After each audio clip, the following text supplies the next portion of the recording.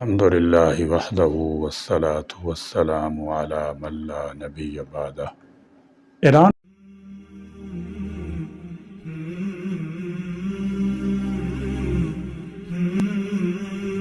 پاکستان کا قریب ترین ہمسایہ ہے۔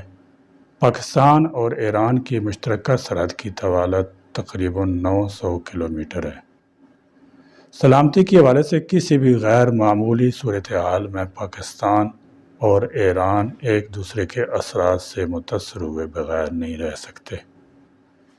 فطری اور عقلی طور پر یہ رویہ قابل قبول نہیں کہ آج کے دور میں اسرائیلی جارحیت پر کسی پڑوسی ملک کے خلاف تالیاں بجائی جائیں، چاہے وہ ملک کوئی بھی ہو اور چاہے وہ ہمیں اچھا نہ لگتا ہو۔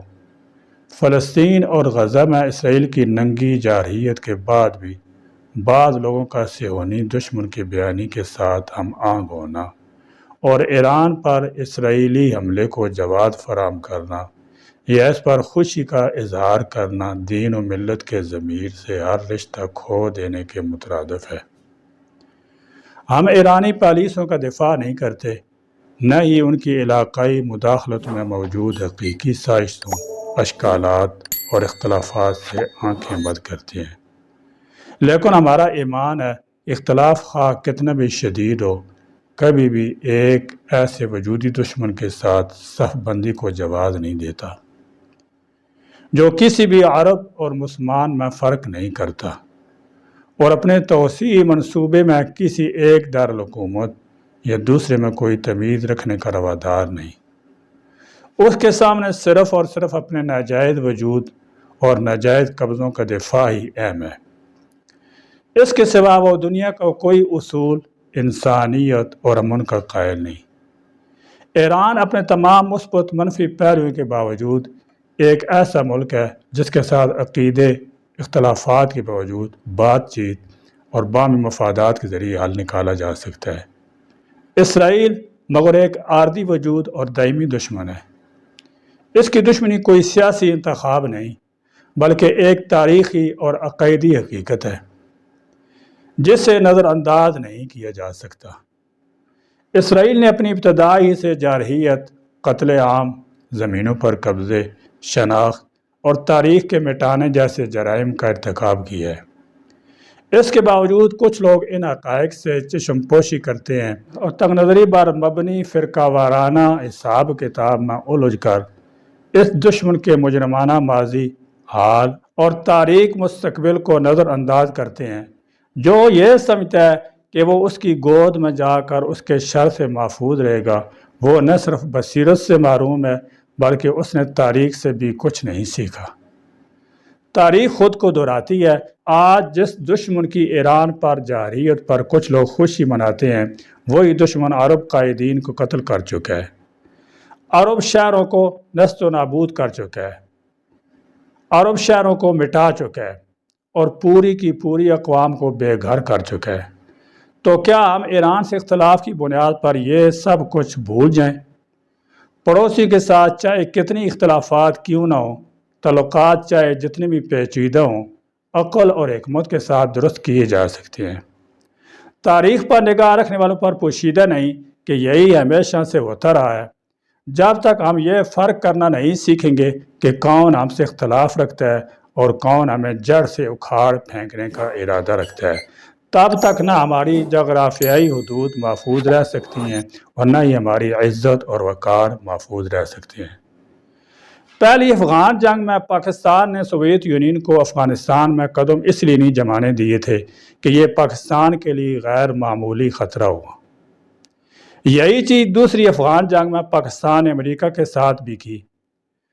آج کی تاریخ میں پاکستان کے لیے ایک بار پھر صورتحال یہی ہے کہ اگر ایران کا موجودہ نظم فارغ ہو گیا تو لکھ کر رکھ لیجئے، ایران امریکہ کا ہی سب سے بڑا اڈا نہ ہوگا بلکہ اسرائیل بھی یہاں پوری طرح موجود ہوگا اور وہ جو چاہے گا پاکستان کے خلاف کرے گا۔ یہ پاکستان کی سلامتی کے لیے اتنی خطرناک صورتحال ہوگی کہ یہ بیان سے بھی باہر ہے۔ آپ کو چند سال قبل ہونے والے آذربائیجان آرمینیا کی جنگ یاد ہے۔ اچانک ہی آذربائیجان سے پاکستان کی تعریفیں شروع ہو گئی تھیں۔ جنگ ختم ہوئی تو آذری شہری پاکستانی پرچموں کے ساتھ سڑکوں پر آ گئے۔ آج بھی کسی کو نہیں معلوم کہ پاکستان نے وہاں کیا کیا تھا، مگر کچھ تو کیا کہ آدمی جھوم رہے تھے، اور حالیہ پاک انڈیا کشمکش میں کھل کر ہمارے ساتھ بھی کھڑے ہو گئے۔ اس کا مطلب ہے کہ ہم ہاتھ دکھائے بغیر ہاتھ دکھا دینے کی قدرت رکھتے ہیں۔ ایک بار پھر وہی صورتحال ہے۔ ایران کی حمایت تو چین، روس، سعودی عرب سمیت بہت سے ممالک نے کر رکھی ہے، مگر ایرانی میڈیا اور سوشل میڈیا 3 دن سے پاکستان کی تعریفیں کر رہا ہے۔ کچھ تو وجہ ہوگی، ورنہ ایرانی بھی بھلا کسی کی تعریف کرتے ہیں؟ خواجہ آصف کے بیانات گزشتہ روز مولانا فضل الرحمان صاحب کا کھل کر ایران کے حق میں بات کرنا بہت سے اشارے دے رہا ہے۔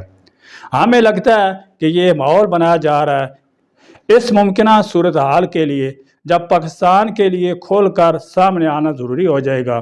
یہ تو آپ نے نوٹ کیا ہی ہوگا کہ جنگ زمینی ہے نہ سمندری، یہ اب تک صرف فضائی جنگ ہے اور فضائی ہی رہے گی۔ یقین جانیے اسرائیلی air force Pakistan air force کی آگے کوئی حیثیت نہیں رکھتی۔ اگر شک ہو تو 2 ارب اسرائیل جنگوں میں پاکستانی پائلٹوں کا ٹریک ریکارڈ ویکیپیڈیا پر چیک کر لیجئے۔ ایئر کموڈور سیف العظم نے 1967 کی جنگ میں 4 اسرائیلی طیارے گرائے تھے، اور ان کی حیثیت آج بھی عرب دنیا میں ہیرو کی ہے۔ اس طرح air commodore Abdul Sattar Alvi, flight lieutenant Atif, squadron leader Saleem Mitla, یہ سب ان جنگوں میں اسرائیلی طیارے گرا چکے ہیں، جبکہ اسرائیلی انٹیلیجنس کا کہنا تھا کہ گروپ کیپٹن نور خان بھی بطور کمانڈر شریک تھے۔ یہ وہی نور خان ہے جو بعد میں ایئر چیف مارشل بنے۔ یہی وجہ ہے کہ اسرائیل ہر کسی کو دھمکی دیتا ہے، مگر پاکستان کے خلاف منہ کھولتے ہوئے سوچنے پر مجبور ہو جاتا ہے، اور پاکستان کے خلاف منہ کھولتے ہوئے اس کی پھٹتی ہے۔ ہمیں نہیں لگتا کہ یہ جنگ طول پکڑے گی، کیونکہ اسرائیل تیزی سے کھنڈر بنتا جا رہا ہے، اور اس جنگ کو یہ نازک لوگ افورڈ نہیں کر سکتے۔ لیکن اگر کوئی ایرانی نظام کو کوئی سنگین خطرہ لاحق ہوا تو ہمیں لگتا ہے پاک فضائیہ کو حرکت میں لایا جائے گا۔ نقشہ دیکھ لیجئے، اسرائیل کی سرحد اردن سے ملتی ہے، اردن کی سرحد شام سے، شام کی سرحد عراق سے، اور عراق کی سرحد ایران سے جا ملتی ہے۔ ایران کے ساتھ پاکستان کی سرحد ملتی ہے۔ اب ذرا تاریخ صفحات پلٹتے ہیں تو معلوم ہوتا ہے کہ جب کنگ حسین کے ساتھ اردن کا اسرائیل سے امن معاہدہ ہوتا ہے تو اسرائیل براہ راست شام کی سرحد تک پہنچ جاتا ہے، اور موساد وہاں سرگرم عمل ہو جاتا ہے۔ شام میں حافظ الاسد رکاوٹ بنتا ہے، چنانچہ وہاں 14 سال اور 3 ماہ تک خانہ جنگی کا ماحول پیدا کیا جاتا ہے۔ اس دوران شام کا فضائیہ فوج مکمل طور پر تباہ کر دی جاتی ہے، ملک قرض میں ڈوب جاتا ہے، بھائی بھائی کا گلہ کاٹتا ہے، بالآخر بشار الاسد کو چلتا کیا جاتا ہے۔ اقتدار پر الجولانی اس حالت میں قبضہ کرتا ہے کہ اسرائیلی جنگی طیارے جب چاہیں شام کی اینٹ سے اینٹ بجا دیتے ہیں، اور اہل شام صرف بے بسی کی آہیں بھرنے پر مجبور ہوتے ہیں۔ اب ایران اور پاکستان کے درمیان صرف عراق باقی رہ جاتا ہے۔ پہلے عراق کو اسلحے دیے جاتا ہے، ایران میں خونی انقلاب برپا کروایا جاتا ہے، اور پھر عرب اور عجم یعنی عربی فارسی کو آپس میں لڑایا جاتا ہے۔ یہ خون ریزی 8 سال تک جاری رہتی ہے، نہ کوئی فاتح ہوتا ہے نہ مفتوح۔ ہاں، یہی اسرائیل جب دیکھتا ہے کہ عراق اور ایران حالت جنگ میں ہیں تو وہ اپنے جنگی جہازوں کے ذریعے تموز کے نیوکلیئر پلانٹ پر بمباری کر کے اسے تباہ کر دیتا ہے، یہ کہہ کر کہ اس سے اسرائیل کی امن سلامتی کو خطرات لاحق ہو سکتے ہیں۔ اس کے بعد عراق کو شہ دی جاتی ہے، وہ کویت پر حملہ آور ہوتا ہے۔ جیسی وہ کویت کی سرحد پار کرتا ہے، امریکہ بہادر پوری دنیا کو اکٹھا کر کے عراق کی اینٹ سے اینٹ بجا دیتا ہے، مگر تب بھی عراق میں کچھ جان باقی رہتی ہے۔ پھر یہی اسرائیل 2003 میں امریکہ کو قائل کرتا ہے کہ عراق ایسے ہتھیار بنا رہا ہے جو بڑے پیمانے پر تباہی پھیلا سکتے ہیں۔ عراق بار بار یقین دہانی کرواتا ہے کہ ایسی کوئی بات نہیں، وہ عالمی ایٹمی توانائی کے ادارے کو مکمل رسائی دیتا ہے، مگر اس ادارے کے افراد جاسوسی پر مامور ہو جاتے ہیں۔ اس کے بعد عراق پر تباہ کن حملہ ہوتا ہے، شیعہ ملیشیا حرکت میں آتے ہیں، بھائی بھائی کا گلہ کاٹتا ہے، عراق کی فوج فضائیہ مکمل تباہ کر دی جاتی ہے، سونے کے ذخائر لوٹے جاتے ہیں، اور صدام حسین کو تخت دار پر چڑھا دیا جاتا ہے۔ اب پاکستان اور اسرائیل کے درمیان صرف ایران رہ جاتا ہے۔ اسرائیلی جنگی طیارے جب چاہیں اردن، شام اور عراق کے اوپر سے بلا خوف خطر پرواز کر سکتے ہیں، بمباری کر سکتے ہیں، اور ان کو روکنے والا کوئی نہیں۔ پھر 12 جون 2025 کا وہ لمحہ آتا ہے جب بغیر کسی پیش کی وجہ کے اسرائیل ایران کے ایٹمی مراکز پر بمباری کرتا ہے۔ ایران کے اہم جرنیلوں سائنسدانوں کو ان کے بچوں کے سامنے خاک خون میں نہلا دیا جاتا ہے۔ دھمکی دی جاتی ہے کہ یہ حملے اس وقت تک جاری رہیں گے جب تک ایران کا ایٹمی پروگرام مکمل طور پر نیست و نابود نہیں کر دیا جاتا، کیونکہ اس سے اسرائیل کو خطرہ لاحق ہو سکتا ہے۔ اسرائیل کا وزیر دفاع دھمکی دیتا ہے کہ اگر ایران نے جوابی دفاع کا حق استعمال کیا تو تہران کو جلا کر راکھ کر دیا جائے گا۔ یہ حملے اور جوابی حملے چند روز سے جاری ہیں اور اللہ ہی بہتر جانتا ہے یہ کب تک جاری رہیں گے۔ اب تصور کیجئے خدا نخواستہ اگر ایران بھی اسی انجام سے دوچار ہو جائے جس سے شام اور عراق ہوئے، تو پھر خاکم بدان اسرائیل کی 300-400 جنگی جہاز پاکستان اندر اہداف کو نشانہ بنانے کے لیے کسی بھی وقت بغیر کسی روک ٹوک کے آ سکیں گے۔ اور اس پر مستضاد یہ کہ ان کو اکھنڈ بھارت کے خواب دیکھنے والے گوبر آچاریہ جیسے لوگوں کی حمایت حاصل ہوگی، ان کی اڈے اور رہنما بھی ساتھ ہوں گے اور فضا میں ایندھن کی ضرورت تک نہیں پڑے گی۔ تو کیا ہم اس وقت کا انتظار کریں؟ یورپ اور امریکہ کی انسان دوستی، عدل و انصاف کے پیمانے اور دعوے اب محض نعرے بن چکے ہیں۔ وہ صرف اس وقت چیختے ہیں جب ان کی دم پر پاؤں پڑتا ہے، ورنہ راوی چین ہی چین لکھتا ہے۔ جو کچھ کرنا ہے، جیسا بھی کرنا ہے، ابھی اور اسی وقت کرنا ہے، ورنہ تمہاری داستان تک نہ رہے گی داستانوں میں۔ اللہ تعالیٰ امت مسلمہ کے حکمرانوں کو بیداری نصیب فرمائے۔ آمین۔ وآخر دعوانا الحمدللہ رب العالمین۔